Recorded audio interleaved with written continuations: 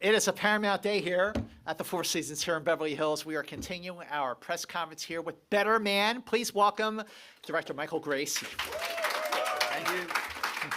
You're here with Golden Globe members, Critics' Choice members.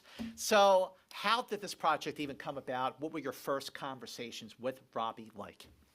The project came about, it was me asking a favor of Robbie. I at the time was making The Greatest Showman. I was trying to convince Hugh Jackman that the music was good enough that Pasek and Paul had written. He had referenced Robbie a lot during the process of making P.T. Barnum. He would say, you know, I'd say something like, you know, P.T.'s in the middle of the ring and he's just got the audience in the palm of his hand. And Hugh would say, yeah, like Robbie Williams. And I'd say, what? And he'd say, you know, just like Robbie Williams, like he just holds the audience in the palm of his hand. And I'd be like, yeah, sure. You could actually choose any entertainer from the history of the world. But yeah, let's go with Robbie Williams. Let's go with Robbie. And then he'd do the same when I would present him with music, like the opening number of the film. I'd play him versions of that, and he kept saying things like, you know, it just doesn't have that sort of, you know, let me entertain you sort of feel. And I'd be like, Robbie Williams again. So Hugh referenced Robbie so much that at a moment when I needed to convince Hugh of something I couldn't do in person, fortunately I tracked down Robbie through my lawyer, Bob Wallerstein. His daughter Casey is good friends with Ida, who's married to Robbie. Oh. Pretty straightforward. And on a Sunday, I went over to Rob's house, and he answered the door bleary-eyed and was like, sorry, what do you want? And I was like, I'm doing an original musical. The musical is quite theatrical and quite pop, and I would love it if I could just tell you the story to give you some context and play you the songs. And that's what I did. I went downstairs to his recording studio. I took him through the film. I played him the music, and at the end, I said to him, look, the only thing more bizarre than me showing up to your house on a Sunday is what I'm about to ask you now, which is, it's one thing for me to tell Hugh Jackman what you thought of the music. It's another thing for you to tell him yourself. So can I just video you and you just talk into the camera as if you're talking to Hugh Jackman? To which Rob went, sure. Oh, wow. And that video is what convinced Hugh to go with the music that Benj and Justin wrote for The Greatest Showman. Amazing.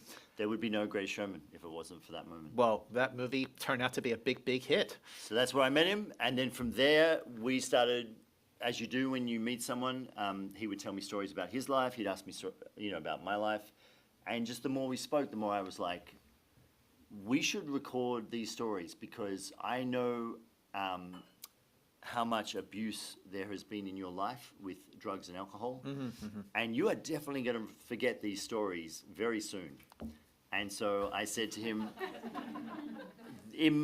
we should just record them. I knew, because I'd been to his house, that he had a recording studio. So I said, we should just record them, and I'll just come over to your house, and we'll sit and just talk on the mic like we are now.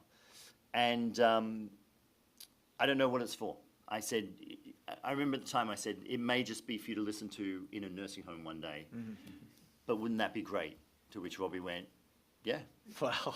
So that's what we did for a year and a half. We just sat and chatted every time I came to LA. Well, at what point did it occur to you, did you get the idea, the inspiration to shoot the film in the way you shot it with this visual effects where we never actually see Robbie's face? So from those recordings, I used to cut them together almost like a radio play, and then Simon Gleason and Oliver Cole, who co-wrote the film, they took that as sort of the first pass of the film, if you will. And at that point, I knew that I wanted to create something that was unique. There'd been a lot of musical biopics, and I just wanted to make sure that there was a lens that we came at creatively that would be more unique and hopefully more engaging as a result, or more truthful. And in trying to work out how to approach that, I went back to the recordings, and time again in those recordings, Rob would say, you know, I was up the back, but they would just drag me up to perform like a monkey. Or it didn't really matter, I was off my head, but what did they care? I was just the performing monkey. And he said it enough times that I was like, oh, this is how he sees himself. And then from there, I was like, that would be an amazing approach to go, rather than show Robbie the way that we see him, because he's the one telling the story and it's his voice narrating. Wouldn't it be amazing to do it from the perspective of how he sees himself? There you go. All right, first question is from Lily. Lily, Hi. let's hear it. Hi, good afternoon, Mr. Gracey. Lily. Congratulations on this film. Thank you. Robbie has such a vast collection of songs and music. So how did you pick the songs in the movie? Please. That's a really good question. To be honest, because the narrative was worked out first, I always say you should sing when words no longer suffice.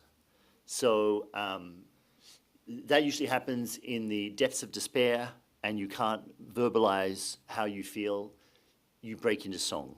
Or in the moments of pure euphoria and joy, you are so happy that you just burst into song, because that is the only way you can convey the feelings in a truthful way. And the joy of musicals is kind of like Shakespeare with soliloquy. You can actually sing about what's going on internally. So you can tell people a lot more about your thoughts and feelings. So to answer your question it was purely narrative. When we got to a moment where his dad was leaving this little 7-year-old boy, as he's watching his dad drive off in a bus, it was like, what of Rob's catalogue would lyrically tell you how this moment feels? And in that particular instance, it was the song Feel. I just want to feel real love. I mean, that's an incredibly powerful statement to make as you're watching your dad leave.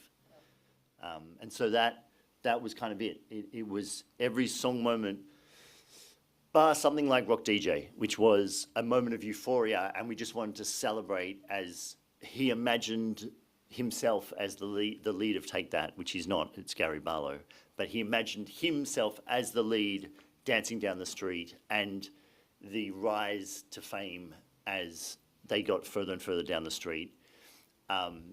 And so that's just a sort of moment of sheer ecstasy that lyrically didn't have to line up narratively. Thank you for the question and great answer. And let's take it from Sylvia next. Hi, I'm Italian, but I'm asking this also on behalf of myself and a good friend in Sydney who's watching us right now. And it's about shooting in Victoria and going back home, Yeah. in a way. And it was such a big deal over there. And what did you find in terms of, the crews, the technical equipment? I mean, it's a huge thing, right? It was a huge thing. We were very fortunate. The Docklands in Melbourne only just built stage 6, which is their biggest stage, which we wouldn't have been able to shoot the final number of the film if they hadn't have built stage 6. So we literally waited until, the stage still smelt of fresh paint as we were filming. And we were really fortunate. I mean, we used, so many different stages there.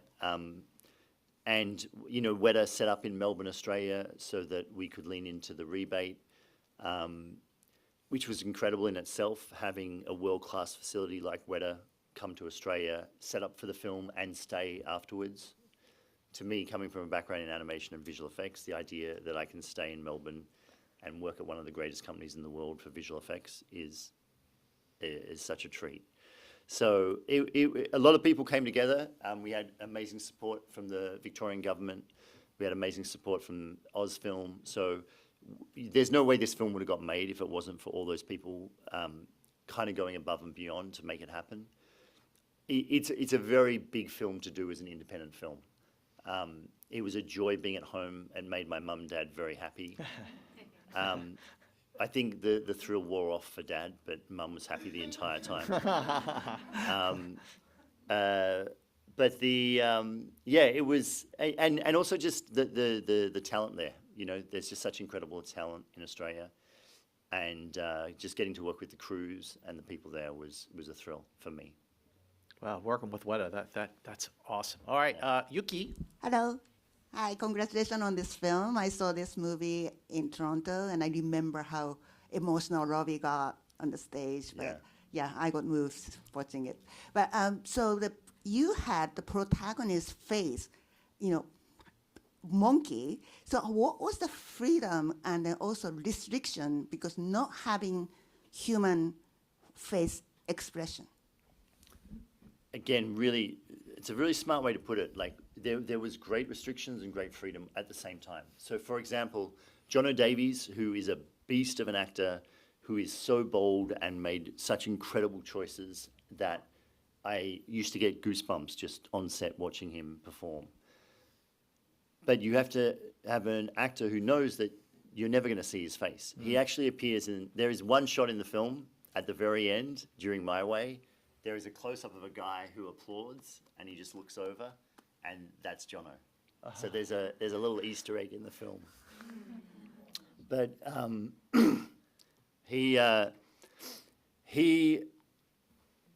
it didn't matter what take it was, and this is the advantage of digital performance, and it is performance capture, not motion capture.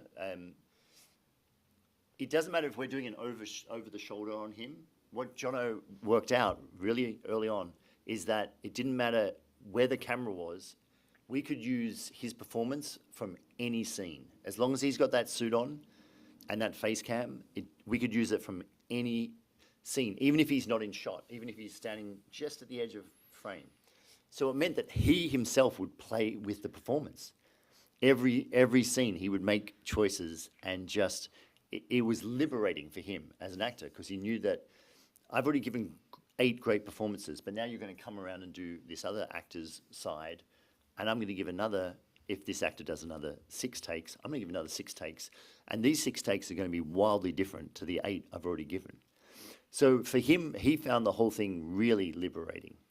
And all I was hopeful of, and it's a credit to Weta and the artists at Weta, was that they really honoured Jono's performance, and the artists working at Weta was so blown away with his performance that the subtlety in which they matched his performance was incredible.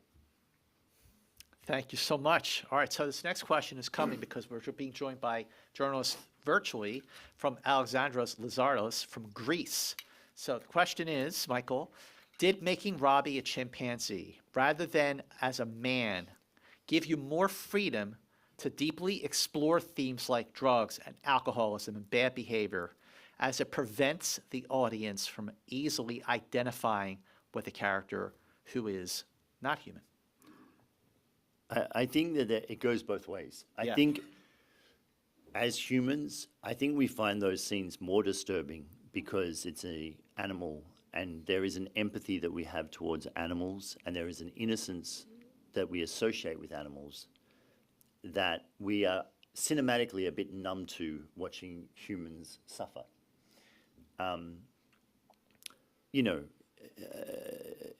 good example is that, if you kick a person, audiences go, ooh. If you kick a dog, audiences go, that person should die. Truth. There is something about animals that we're very protective of, and so there is an amazing thing that happened. So there's all the things that that I guess you would think through about representing Robbie as a monkey, and and those things are things like, I do think you empathize with him in those darker moments more. There's something deeply disturbing about watching a monkey doing lines of cocaine. It's not pleasant to watch. And also even the way we shot it, and even the choices we made, we didn't want to glorify it at all. I think often in drug scenes, it can be portrayed in a way that looks glamorous. And there was nothing about the way that Rob took drugs or alcohol as a form of medicating his mental health issues that was glamorous. It was very brave that he allowed us to present that in the film in such a uncomfortable way. But I do think there were many things that the monkey allowed you to answer the question that allowed it to be portrayed in a more confronting way and a deeply moving way. I actually do think that you somehow, and don't ask me how, but I do think you relate to the monkey and you see yourself in the monkey more than if it was a human playing it. I don't know why that is. I can't answer that. I think it's something primal. But the other thing that came about for me, and it wasn't until we showed 20 minutes at Cannes Film Festival one year, was that when we showed those 20 minutes, afterwards I stood on stage with Rob and I was talking to the audience like I'm talking to you now. But nobody there was actually looking at me. They were all looking at Rob. And I thought, in that moment, that's actually one area where the monkey completely succeeds in this film, is that even in scenes where he's not talking, you find yourself just staring at the monkey. And that is a very true depiction of what it is to be famous. Wow. This is like a real psychological conversation here. Wow, amazing. Thanks, You really had this all worked out. Samira is next with our question. Hi. Samira. Now I'm going to go totally lighter. Sorry. No, it's Okay, so I've seen Robbie performing live several times around the world, but the actor really moves like him. Was Robbie training him to do, to have it in his fingers? And also my second question is, I know I'm supposed to act on one, but I'm doing two. Dance numbers. Oh my God, so amazing. How do you put them together? Where do you get the influences for these, great colorful pieces? Thank you. Both great questions. First one is, Jono Davies did such a deep dive on Robbie that even Robbie and myself were looking back at footage and just pointing at the smallest details of like little shoulder shakes, little things that he does with the corner of his mouth when he's singing. The work that Jono Davies did in this film is a masterclass in acting. It's phenomenal. So Jono and Robbie spent time together working on My Way. And they both did multiple runs of that number themselves. So like Jono would perform it with Steve Pemberton, then Rob would perform it with Steve Pemberton. So they worked on that one where Jono actually got to see Robbie doing it and performing it. But everything else is Jono just deep diving on videos of Rob, namely because Rob can't move like that anymore. And the other question is dance numbers. So dance numbers, I really like shooting dance numbers. It just gives me a great amount of joy, and it's always iterative. You can't come up with those ideas and those sequences and those transitions like that. So it's actually a lot of iPhone recordings. You get in a studio and you try it out. And quite often what we found is because we're choreographing the camera as much as we're choreographing the dancers, what happened on Showman was that Ashley Wallen, the choreographer, would end up holding the shoulders of the Steadicam operator and moving him around, because you have to be at this angle for this choreography to look its best on this word of the song, and you need on this count to be all the way over here to catch the next moment. And so Ashley literally would just manhandle the Steadicam operator. And at the time I said, Ash, you're going to have to learn how to operate a camera before the next one. And so there's so many musical numbers in this film that Ashley's behind the camera. Mm-hmm. So he's credited on this film as choreographer and camera operator. Wow, that's amazing. All right, next question is from Henry. Henry, you have the mic. Hey, Michael. Bonjour again. Bonjour, Henry. You mentioned The Greatest Showman. First, let me ask you a quick question as a joke.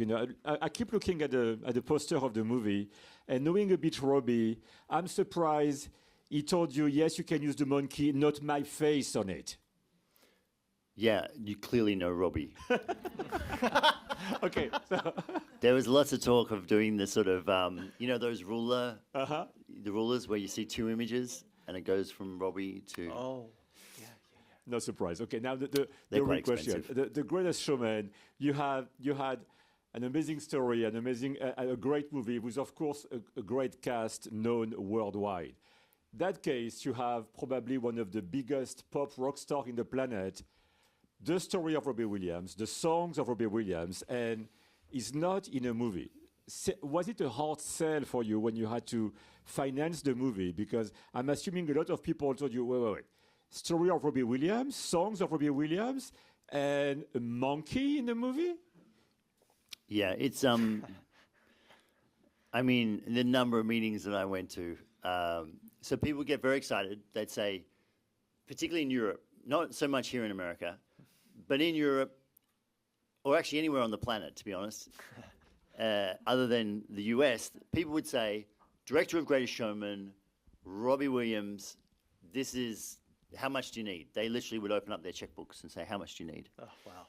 And I'd say, one thing, Rob's going to be performed by a monkey. The checkbook closed. And the checkbook would close.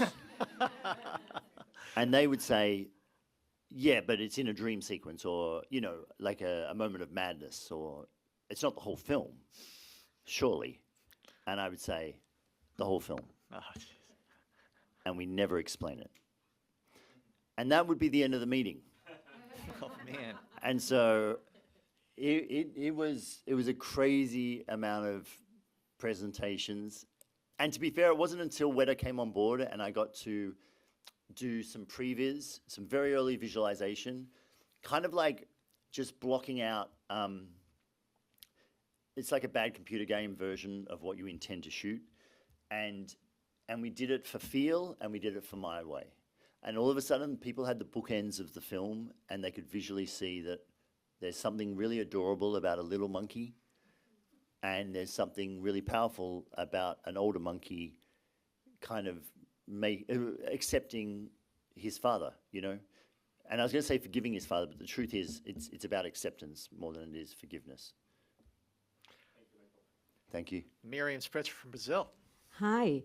So The Greatest Showman, as far as I know, it's in development right now to become a Broadway show. So as I watched this film and rewatched it yesterday, this also made me think this could become a musical on Broadway. So I was wondering if you can see that happening, and if so, what would be your non-negotiables for a stage production of this story? Wow. I mean, we're getting into the specifics of my non-negotiables. I mean, I love that. I love that I have that power. So one of the most amazing things that you're all going to see next year is there is a production of Paddington that is going to be on stage in the West End. And it is truly, it turns adults into children. Oh, boy. Because there is this little bear on stage who is emoting and singing, and adults literally burst into tears when they see it. It is the most magical thing I've ever seen in person. And in a world where we are fed imagery every single day that is unreal and we just dismiss all of it, to have something that magical in front of you physically is incredible. So using that same technology, imagine a monkey, and yes, this is very much going to be a stage production, probably in the West End first, before Broadway. Can't wait for that. All right. Thank you, Miriam. Anke Hoffman from Yes. Germany. Hi, Michael. Hi, how you doing? Good to see you again. Great to see you. I want to talk a little bit more about fame and becoming a better man. Robbie's story is actually happy ending, but unfortunately that doesn't happen with all of them, especially, and then also when he got big, there wasn't even social media. I can't even imagine becoming famous these days. So can you address a little bit the help young and older performers need when they hit fame in regards to mental, physical health, and being prepared a little bit better, and also the power of actually becoming a better man. Did that resonate with you yourself? So the first part is what's really interesting is, and there is a real light on it at the moment, which is, people at a very young age get thrust into the spotlight, and they have the entire world judging them, commenting on them, and unfortunately, they look for self-acceptance through others. And so they become reliant on other people giving them their own self-worth, which is a very dangerous spiral to get into. And it is why some of them don't make it to the other side of being famous. The really scary part of it is that that's every kid who's on social media. Every kid on social media today grows up waking up, hoping that they get a love, hoping they get a like, hoping that the comments are negative, and basing their own self-worth on those comments or that judgment. And so I think it's a much bigger issue today than it was for those boy bands back in the day. I think it's a worldwide issue now, not just an issue for people who are famous. So I think as a result, I think it's important to show a character that is relatable as he struggles with his own self-loathing, his own demons, his own desperate desire to be loved, Rob puts it really simply, and he just says, he said it one time, he just said, very succinctly, he said, "If you don't love me, neither do I."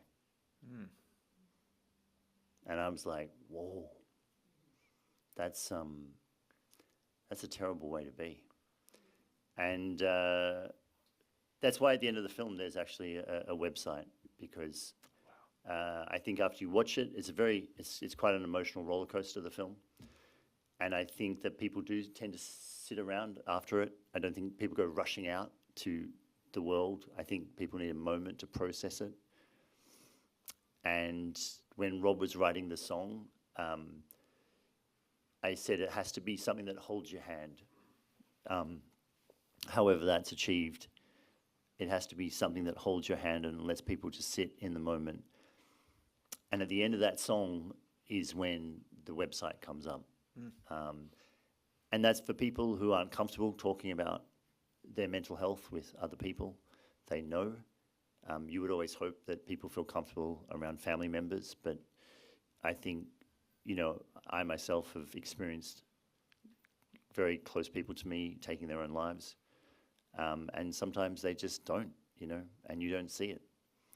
So I think a film that can speak to the severity of what it is to deal with mental health and allow them an avenue to talk about it outside of their family unit. And maybe in a film that is so extreme, maybe it's enough to spark the conversation. And if that helps just one person, then that's wonderful. Yeah, I've seen this movie twice, and now this conversation makes me want to see it a third time. Last question, Miko. Hi, Michael. Good day, mate. So I love the film so much. I was in the UK watching the rise and fall of Robbie and the whole story. So seeing the film, I think he did an amazing job. But one of the main things I want to talk to you about, I want to get inside your head, and I want to understand, how did you see the scenes of She's the One and Regent Street before they were in the screen? Because I thought they were the best scenes I've seen. Thank you. She's the One is credit to Nicole Appleton. Robbie is very protective of that part of his story, and he just said he told me the story, but he said there's no way you can put that in the film unless Nicole is 100% okay with it, so you need to speak to her. And Nicole, to her credit, read the script. She thought it was really beautiful, and she loved the way that we were portraying something that is still a conversation today, unfortunately, but doing it through dance. And she saw every rehearsal that we did. She watched what we filmed before we put the monkey into it. And then she watched the film recently with her sister and her mum. And they FaceTimed Robbie afterwards. So creatively, again, it comes back to just shooting it over and over again. She's the one that's probably the number that we rehearsed and shot the most variations of or iterations, I should say, in the creation of it. Because we just keep challenging ourselves and being like, that's an amazing transition, but the rest we have to rethink. That's a really beautiful moment, because after seeing something as, confronting as her walking towards a clinic to have an abortion, to come back in real time, you don't want to be wide because you want to see the smile on her face, because it's such a contrast watching two people as they fall in love to a moment like that. And so we would just keep challenging ourselves, and we just shot and shot and shot it. And Patrick Carell, to his credit, who's a creative producer on the film, he just kept recutting it and recutting it and recutting it and recutting it. Ashley Wallen and Jenny Griffin, his choreography assistant, the two of them would just keep dancing it out over and over and over and over again. And so it is just through sheer creative fatigue that we got to a place where we all sat there and went, this is something special. This is something special indeed. Better Man, Michael Gracey, ladies and gentlemen. Thanks so much. Just going to take a beat, and then we'll be back with Robbie Williams. So don't go anywhere. Michael. Ladies and gentlemen, here we are, the moment of truth for the Better Man portion of our press conference here in Beverly Hills at the Four Seasons. Robbie Williams, ladies and gentlemen, let's hear it. Go me. And go you, because you do a lot of press junkets for music, and obviously there's a lot of press junkets happening for film too. And I always see it from the actor's point of view, the sitting there being asked the same question 100 times, and now, listen, whatever, you get paid really well, but it's difficult and it's brain numbing. But why I haven't seen it is from your side, because it's the same faces that I'm noticing. So I'm noticing that, when these people are doing this thing, these actors, you are also doing this thing too. And I understand that you've been here for a long time today. I hope I will be entertaining and lift the energy of the room. But I want to say I've noticed that it goes both ways. Congratulations on you enduring. Well done. Bravo to all of you. Yes, they have been the best audience. And, it occurred to me just talking to you outside just now, with all of your experience in the music industry, what has this experience in the movie part of this business been like for you? What's been the eye-opening part of it? The level of detail, and I guess it's the budget. There's bigger budgets here in the film industry. We used to be kings in the music industry, and now things have changed. I don't know, when you do those press junkets and you're interviewed by your good selves, in music, like I can do, 50 interviews in 2 days.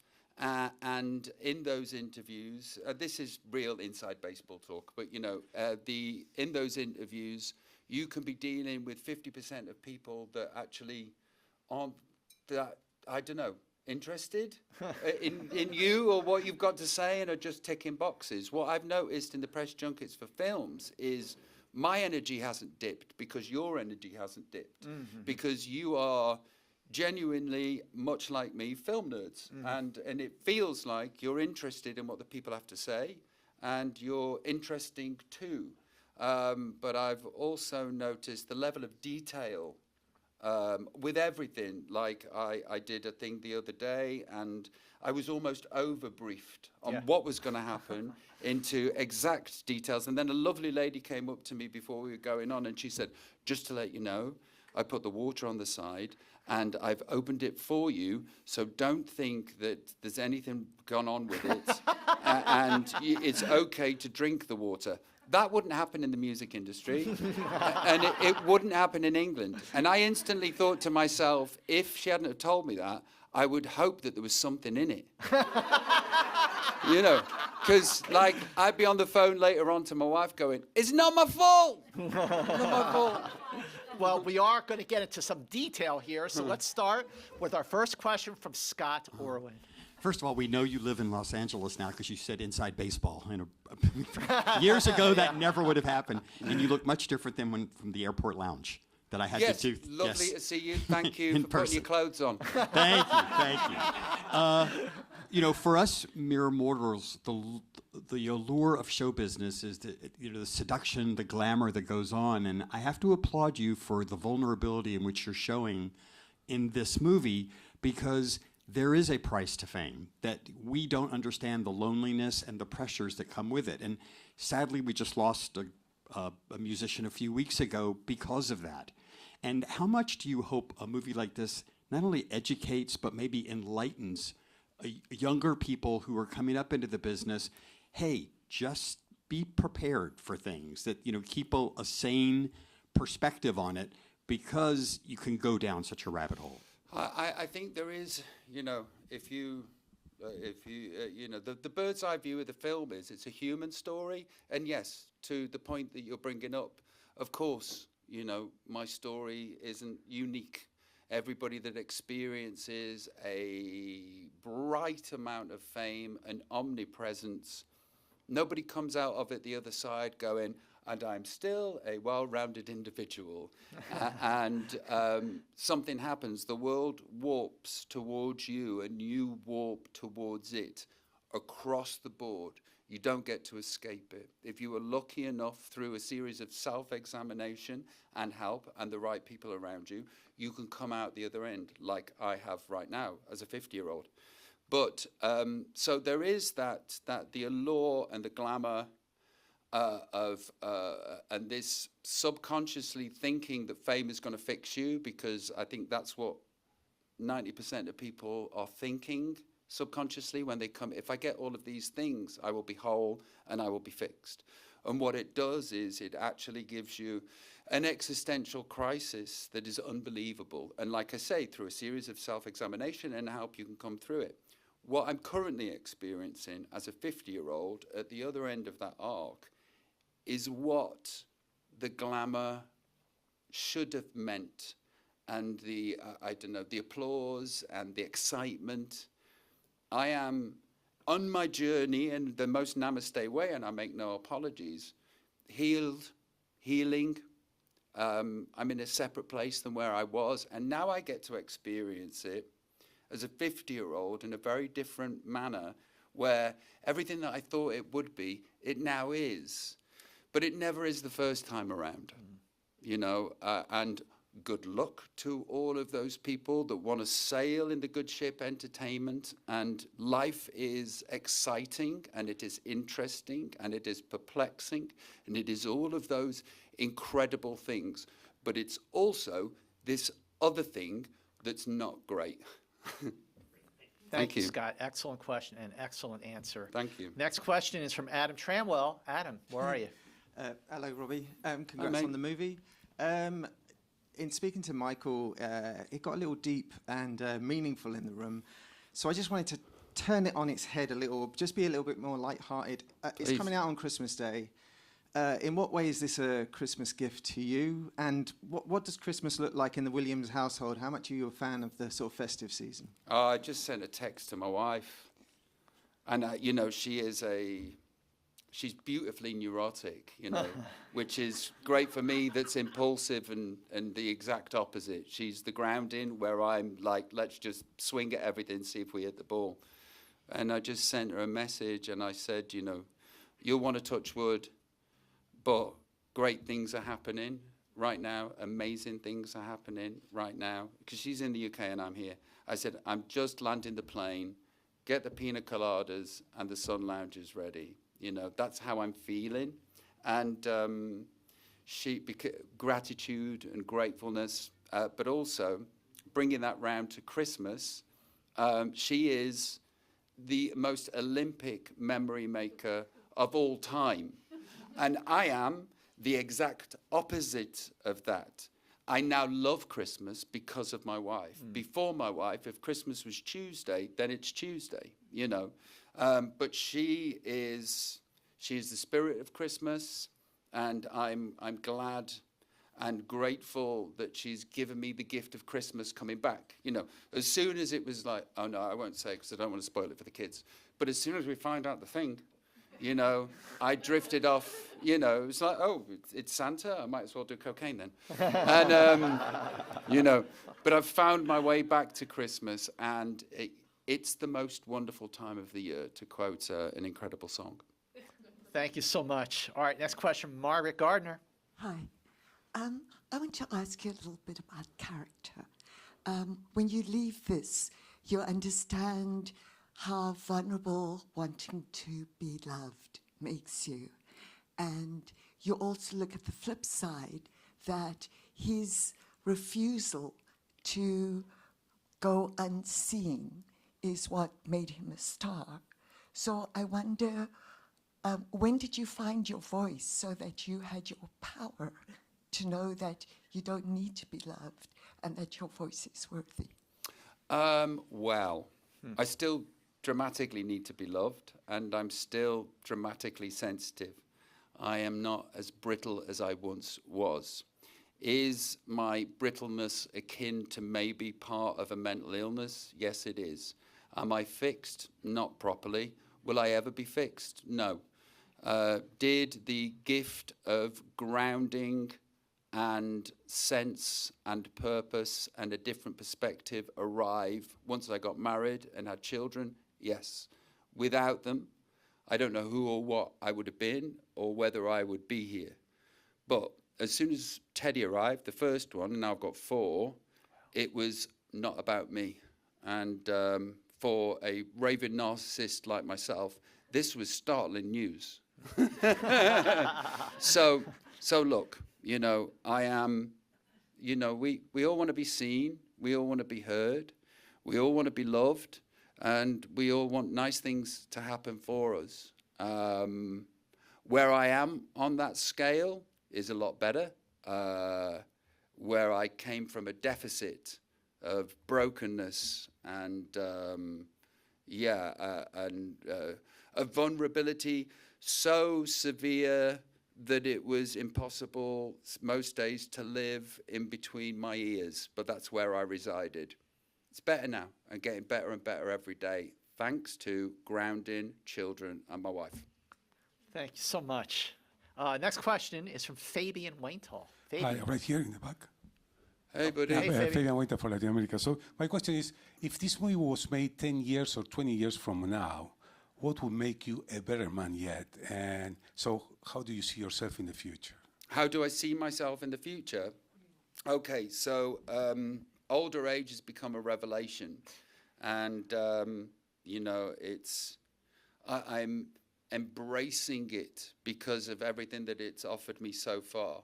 And I would say that my life has dramatically changed in the last 5 years. I thought it's taken me too long to get here, but it's taken the length of time that was needed. Now, if I take what's happened in the last 5 years and apply it to what my future looks like, the future looks really good. You know, it's each year, each day, each month is just getting better and better and better as I become more grateful and sincerely grateful, and I become more authentic and I understand myself more. Now, whether that would be an interesting movie, I don't think it would be. You know, Better Man 2, The Chamomile Years, is not something that people want to see, you know. So we might have to delve back into the pain if this movie is successful. Next question, Gilda. Hi. Nice seeing you again, and congratulations. I feel that a lot of the movies and TV shows now have like a lot of issues about mental health. And in most of them, they have at the end of the show, if you have this problem, these are the numbers to call. You went through that, and we see that the drugs were your go-to help, which never helped. But why nobody came as a therapy or like as a truly human help to take you out of all that? They did. They did eventually. I was very lucky. I've been with the same management now for nearly 30 years. And God bless them. Tim and David have been my managers. And Tim now, Tim is the punch. And David was, and still is, he's passed away. He is the hug, you know. And he was, when I met him, 10 years sober. And he said, come here, old boy. This is how you do this. And he showed me how to be sober, how to be compassionate, how to be responsible, and how to be a man and be a grown-up. So you're saying, why wasn't there? There was, and that's the reason that I'm still alive today. Some people aren't so lucky. When you're in the depths of addiction and you're in the depths of alcoholism, you don't make the best decisions, and you don't pick the best people to be around you. Fortunately, by the grace of God, or whoever it was, the universe presented me with somebody that was so beautiful that I look up to so much. I got lucky, you know, and I wish the same luck to all the people that have come behind me and are in those weeds right now trying to figure it out.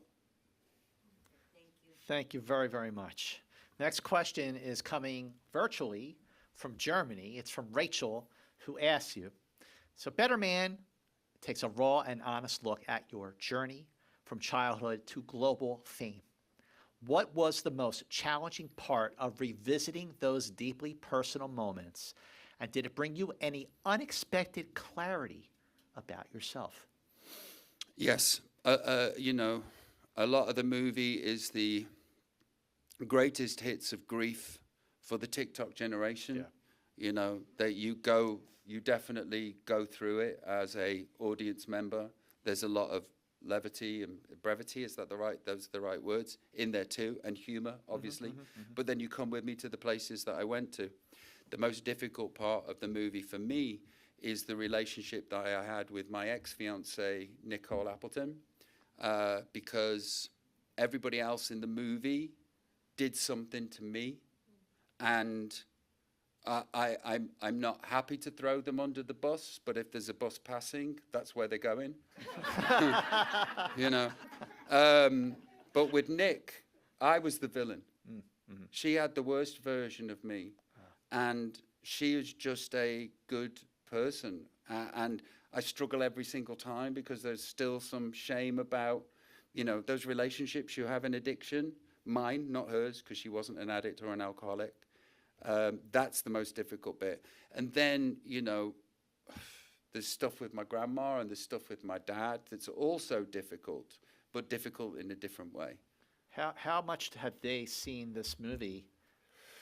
Well, grandma can't, because unless there's cinemas in heaven, and right. I'm sure she has. I'm sure she has. My father hasn't seen it, and that's another difficult part of this too, because part of the mechanism of the movie is my relationship with my father and how it was and what it felt like. And the version that you're getting in the movie is my mum's version of what happened. Oh. Yes, so, you know, and my father has my father's version of what happened. And I feel sad that, you know, there is things that I haven't talked about with my dad that are going to be seen on screen.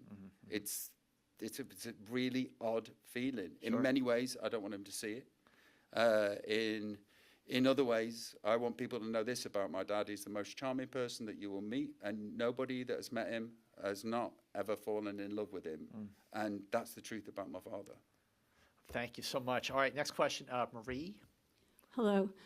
I guess you kind of touched upon this because there are a lot of famous people that are portrayed in this movie, including like Liam Gallagher, for instance. And I was just wondering, how close to the real Liam is this version? And are you concerned about what he and other famous people who are depicted in this movie, how they feel about how they are portrayed? Okay, so Liam is an 11, and the way that Liam's portrayed in this movie is a 10. So Gary Barlow, I used to be in a band with, got sent the first script, and I love him. I adore Gaz. He's another difficult part about the film. Our relationship is fixed and as healed as it can be.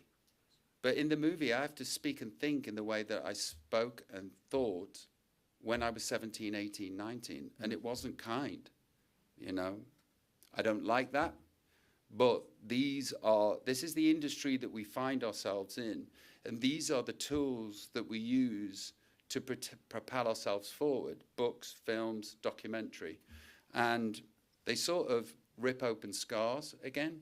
And when Gaz received the script, he said to me, and there was no pointing fingers because we're both grown-ups and we know that we love each other, but he was like, Rob, I read the script. I come off worse than Darth Vader in the first Star Wars, which made me laugh, you know. So there's so many difficult aspects about this for me, for people. And, you know, I know what happened when Rocketman came out and the subsequent news articles from family members. And that wasn't, and this wasn't, that wasn't. And I'm just going to put my head in the sand and hopefully, you know, good things are coming from this already, but I know there's more in store. What kind of goodness have you been feeling that surprised you from this? The amount of warmth and empathy and genuine goodwill that this whole project has foisted has been warming for the soul, and I love that I'm now in a place to receive it without pushing it away and belittling it. So in many ways, before the film comes out, it already feels like a win. I went to the Oscars ball thing last night. Governor's Ball. Yeah, the Governor's Ball. And I've always imagined that, you know, in music, when you say just to be nominated is good enough, bullshit. No, it's not. I want you to win if I won it. Yeah. But I came away from it last night going, if you were nominated for anything at the Oscars, actually, that genuinely is good enough. Yep, I get it now. So it's wonderful being able to be behind the scenes and get a full understanding about a different arm of the entertainment industry and have a newfound respect, admiration, and understanding of it. Absolutely. All right, Danielle. Hi.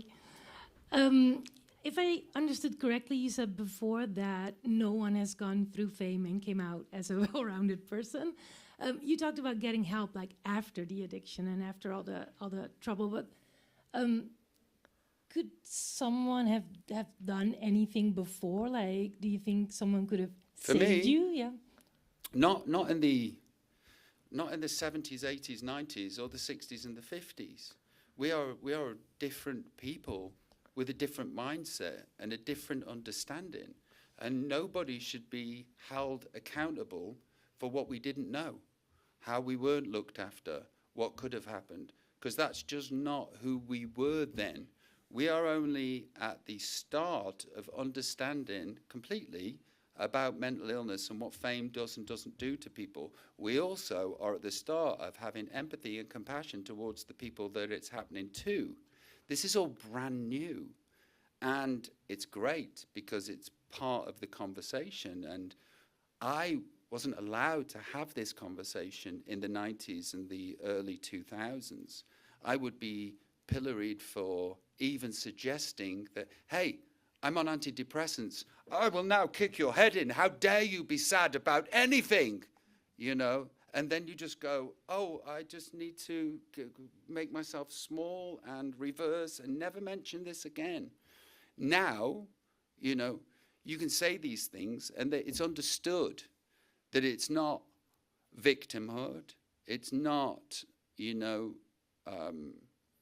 People can see it now and go, yeah, well, you would do because this crazy shit's happening to you. Okay, I wish you the best. I hope you can figure it out.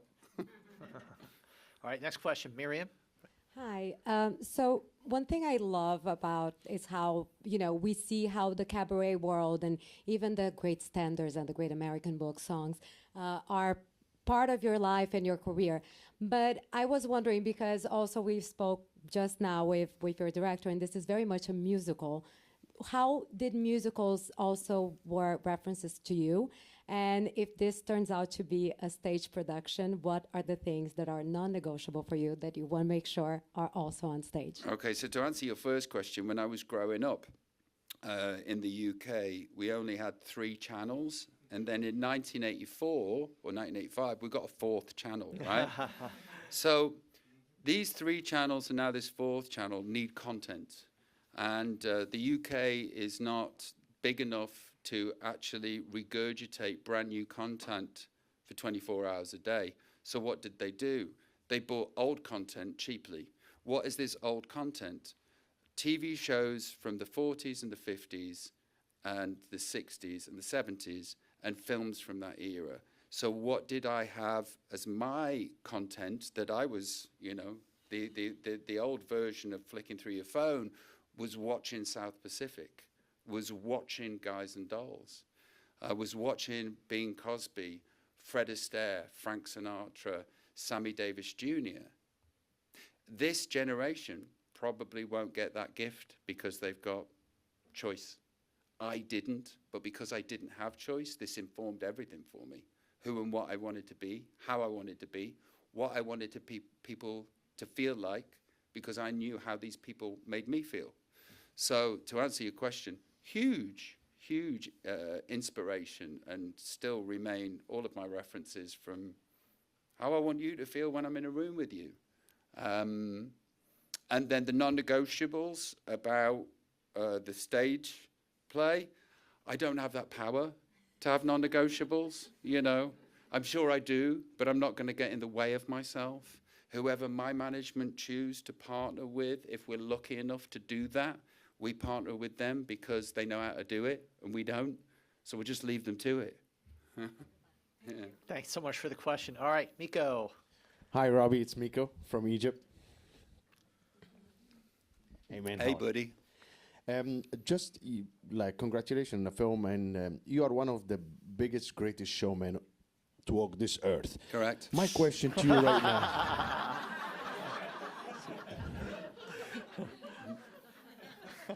I like the confidence, but it's true.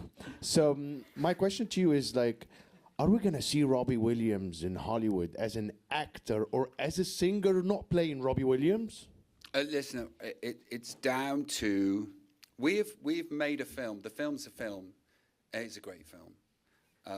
Now, whether that converts people to make them leave their homes, go to a cinema, sit down on the seat and watch the film, especially in North America where nobody really knows me, is a huge undertaking and a huge ask. Now, I would love that to happen because there is an itch that I've got where I go, I need to show off for North America and I need them to know what a Robbie Williams is.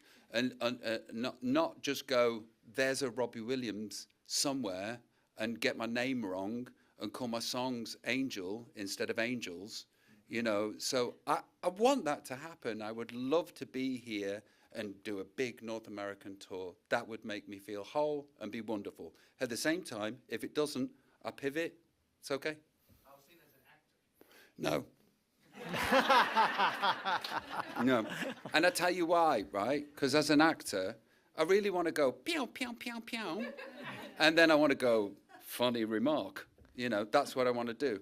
I don't want to shoot opening a door 3 times and walking down that hallway 7 times. And I don't want to have done that for a whole day before I go, pew, pew, pew, pew. And then go, ah.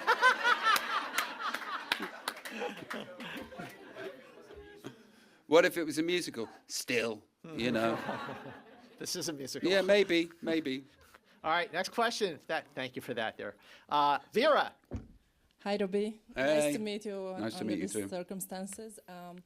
I'm following your journey and your career since the very beginning. And, you know, I that type of girl who had to take that poster on the wall. And when you signed with the Take That in Hungary, we just, the Iron Curtain just collapsed. So you were one of the first band that we could really be a fan of. I always believed that you are not really fit in that band. And So did they. and it's good to see that I was right. Yeah. So actually, I'm curious that if you would go back in time, would you still join the Take That? And what do you think where your journey would take you without the Take That? Absolutely. Because outside of North America and where Take That is important in the hearts of the people that started to follow us back then, they still remain important in the hearts of the people that started to follow us back then. They and we have endured longer and I dare say better than all of our contemporaries. So is Take That the perfect band for me?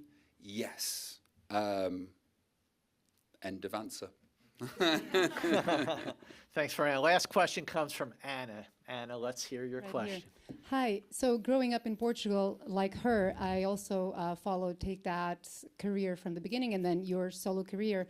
And I was, as I was watching this movie, I kept thinking, how did you select all of these moments and chose not to sanitize a lot of them? And in the end, was it a reckoning or a catharsis for you? Or was it both as you were looking back at everything you've done? So there is so much that hasn't been put into this movie that I thought would make it, and I understand that the reason that is a legal reason, that the people are still alive, and I couldn't prove it in a court of law. But there is so much interesting stuff. And look, to sell the film, it's fucking fascinating. But you know, there is so many stories in the weeds that are just like mind-blowing, where what happened to my life straight after Take That and just before the solo career is a movie in itself. What was the second half of that question? I was asking if you felt it was a reckoning or a catharsis. Look, so much hangs in the balance because it's yet to be received by the general public. And I was to talk about brittle and sensitive. Yeah, I'm worried that such a movie that takes such a big swing, you know, it might not find a home. And where am I on my journey? If it doesn't find a home, does that break me in some sort of way? Because I've got so much of my hopes and dreams resting upon this. The answer to your question, I won't know yet until February or March. January in 17th. Europe, and then February in North America. Well, on that note, Robbie, how proud are you of the movie? I'm buzzing. Absolutely buzzing. I am overwhelmed. Michael Gracey said, we're going to do this thing. And I never believed all the way along that the film would be made. And then the film started to be made. And I was, you know, I loved the idea of the monkey, but how that was going to convert in Michael Gracey's mind, this is going to be epic. This is going to be huge. You're not going to believe what's going to happen for you. And still, even then, I was kind of like, sure, mate, sure. You know, because I'm not in his mind, so you can't see the realized, finished version of this thing. Now I have. Turns out he might be right. So I am immensely proud and immensely grateful for this opportunity. Well, we are immensely proud and grateful for your time, Robbie Williams. Thank you all for joining us for this hybrid press conference. Gladiator 2 opens this Thursday night, Friday, November 22nd, and then Better Man follows in limited release on Christmas Day, followed by a worldwide release on January 17th. Thank you for being a great audience. Thank you, Robbie Williams. Thanks, guys. Thank you.